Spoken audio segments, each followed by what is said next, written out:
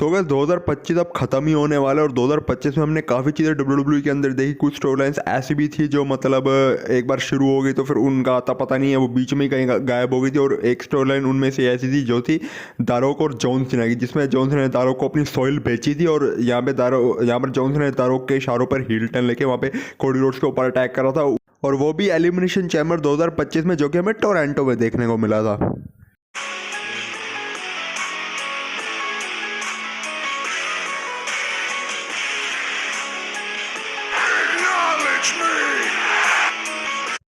So guys आज की video में हम काफ़ी ज़्यादा इंटरेस्टिंग और काफ़ी ज़्यादा मेजर टॉपिक के बारे में बात करने वाले हैं, और आपको इस वीडियो को एंड तक ज़रूर देखना है क्योंकि ये जो टॉपिक है ना जॉन सीना के हील टर्न से रिलेटेड है। और जॉन सीना ने जो अपनी सॉइल दारोक को बेची थी, वहाँ पे जो हमें स्टोरी लाइन देखने को मिली जो डब्ल्यू के अंदर इनकम्प्लीट रह गई थी, उस वाली स्टोरी लाइन के थ्रू ही हम कुछ बात करने वाले हैं। अगर ये स्टोरी लाइन अगर कंप्लीट होती डब्ल्यू में तो आगे हमें क्या चीज़ देखने को मिलती है। तो वीडियो काफ़ी ज़्यादा इंटरेस्टिंग होगी, एंड तक ज़रूर देखना। लेकिन वीडियो देखने से पहले अगर आपने चैनल को अब तक सब्सक्राइब नहीं किया तो ऐसी इंटरेस्टिंग कंटेंट के लिए चैनल को सब्सक्राइब करके बेल आइकन कॉल पे प्रेस कर दो। सो गैस 2024 के money in the bank paper में जब जॉन सीना का हमने सरप्राइज रिटर्न देखने को मिला था, और वहाँ पर जॉन सीना ने अनाउंस कर दिया था कि वो 2025 में अपना फाइनल रन WWE के अंदर देने वाला है, जो कि एक रिटायरमेंट टूर होगा। और हम काफ़ी सारे लोग एक्सपेक्ट कर ही रहे थे कि रिटायरमेंट टूर में हमें पॉसिबिलिटी जॉन सीना का हील टर्न भी देखने को मिल सकता है। और वही चीज़ हमको एलिमिनेशन चैम्बर जो कि टोरंटो में हुई थी, जो कि 2025 की थी, वहाँ पर हमको देखने को मिल गई थी। जब यहाँ पे हमें तो पहले दारोक और कोडी रोड्स की स्टोरी लाइन देखने को मिली जो WWE ने दिखाई थी कि यहाँ पे दारोक ने कोडी रोड्स को ऑफर किया था कि तुम अपनी सॉइल मेरे को बेचोगे, मतलब तुम मेरे चैंपियन बन जाओ। लेकिन वहाँ पे एलिमिनेशन चैम्बर में जब दारोक ने कहा था कि मैं तुम्हारे जवाब का वेट करूँगा, और वहाँ पर जब जॉन सीना ने एलिमिनेशन चैम्बर मैच जीत के कोडी रोड्स के अगेंस्ट में मैच हासिल करा था, जो कि रेसलमेनिया 41 में हमको देखने को भी मिला था।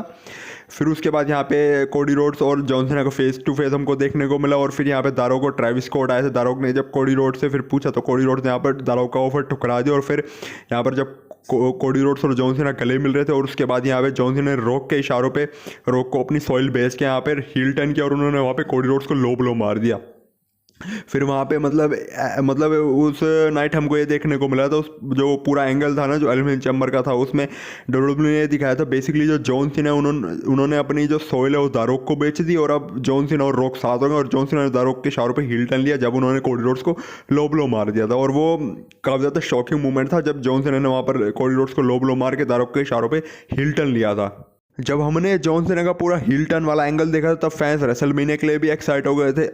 हो गए थे क्योंकि यहाँ पे जॉन सीना और रॉक थे वो बिल्कुल मतलब साथ आ गए थे, एक टीम में काम करने वाले थे। फैंस को ऐसा लगा था कि अब जॉन सीना और रॉक साथ चलेंगे। यहाँ पर जो जॉन सीना है वो रॉक के इशारों पर आगे काम करने वाले, और जॉन सीना के पीछे बेसिकली रॉक हो सकते हैं। और वहीं से यहाँ पे फैंस ने अंदाजा लगाया था कि रेसलमेनिया 41 में जब जॉन सीना और कोडी रोड्स का मैच हो रहा होगा तब यहाँ पे दारोक की भी वहाँ पे इंटरफेरेंस हमको देखने को मिलेगी। लेकिन हुआ कुछ और ही। यहाँ पे मतलब एलिमिनेशन चैम्बर के बाद से जो दारोक थे वो एकदम स्टोरी से साइड हट गए, क्योंकि रॉक उसके बाद हमको कहीं पर भी देखने को नहीं मिला, और ना वो हमको रेसलमेनिया 41 में देखने को मिले।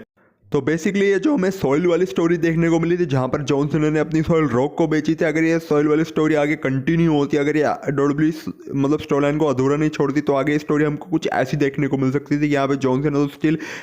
वो हील ही बने रहते और जॉन सीना रॉक के इशारों पे काम करते, और रॉक भी मतलब कभी कभार आते। रॉक का भी हमें इस वाली स्टोरी लाइन में थोड़ा बहुत इन्वॉल्वमेंट देखने को मिलता, मतलब ज़्यादा नहीं थोड़ा बहुत ही देखने को मिलता, क्योंकि आपको पता है कि रॉक तो वैसे अपने हॉलीवुड के शेड्यूल के हिसाब से बिजी रहते हैं, तो वो इतना डब्ल्यूडब्ल्यू में आ नहीं सकते। तो रॉक का भी हमें थोड़ा बहुत इन्वॉल्वमेंट इस वाली स्टोरी लाइन में देखने को मिलता है। यहाँ पे ऐसा बेसिकली देखने को मिल सकता था कि जो जॉन सीना है वो रॉक के इशारों पे काम करते,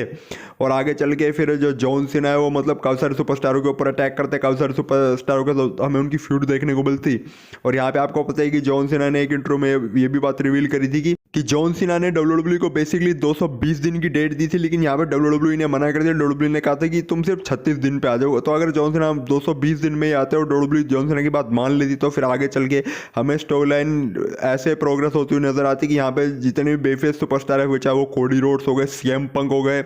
रोमन रेंज हो गए, और एक आध बार डब्ल्यूडब्ल्यू रैंडी ऑर्टन को भी उठा लेती। वैसी रैंडी ऑर्टन के लिए अभी जो दिन है डब्ल्यूडब्ल्यू में अच्छे नहीं चल रहे, लेकिन फिर भी डब्ल्यूडब्ल्यू इस वाले एंगल के लिए रैंडी ऑर्टन को उठा सकती थी कि ये चारों सुपरस्टार जॉन सीना को समझाते कि तुम गलत कर रहे हो, तुम्हारे पीछे जो रॉक है ये तुमको गलत इशारों पे नचवा रहा है। फिर उसके बाद जॉन सीना दोबारा फेस बन जाते, और फिर इससे ईजिली आगे जॉन सीना और रॉक की फ्यूड हमको देखने को मिल सकती थी।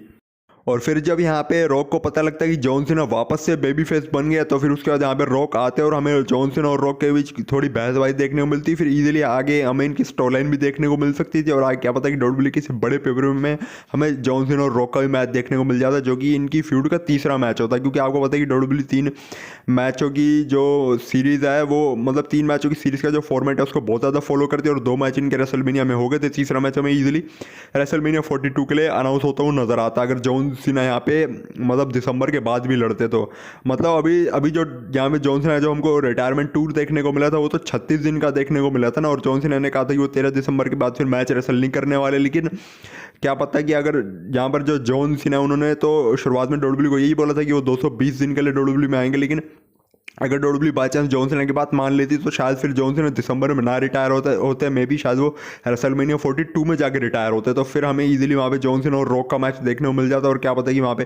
WWE इस वाले मैच में जॉन सीना को जितवा दी और क्या पता जो रॉक है वो जॉन सीना से हारने के बाद वहाँ पर फेस टर्न ले लेते और यहाँ पर जो रॉक है वो जॉन सीना को एक प्रॉपर गुड बाय देते, एक प्रॉपर फेयरवेल देते। मतलब हमें वहाँ पे फिर जॉन सीना कुछ फेयरवेल टाइप एंगल देखने को मिल सकता था जॉन सीना और रॉक के मैच के बाद। So guys basically John Cena अपने हील टर्न में जो करते हैं मतलब जिन सुपरस्टार के साथ हमें उनकी फ्यूड देखने को मिलती है और जिन सुपरस्टार के ऊपर वो गंदी तरह अटैक करते हैं उन सबके पीछे पॉसिबिलिटी हाथ दारोक का भी हो सकता था। क्योंकि यहाँ पे जो मतलब जॉन सीना उन्होंने तो रॉक के इशारों पे हील टर्न लिया था ना, और जो रॉक है वो वही पूरी तरह से जॉन सीना को कंट्रोल करता, तो अगर आगे चल के हमें इजीली जॉन सीना और रॉक की भी फ्यूड देखने को मिल सकती थी। लेकिन यहाँ पे इन सारे अरमानों पे तो पानी तब फेर दिया WWE ने, मतलब इन सारे अरमानों पे तो WWE ने पानी तब फेर दिया जब यहाँ पे दारोक के बाद मतलब एलिमिनेशन चैम्बर 2025 के बाद हमें दारोक WWE में कहीं पर भी देखने को नहीं मिले, ना वो रेसलमेनिया 41 में आए। और कुछ टाइम बाद तो दारोक ने अपने इंटरव्यू में सारी बात खुद ही रिवील कर दी थी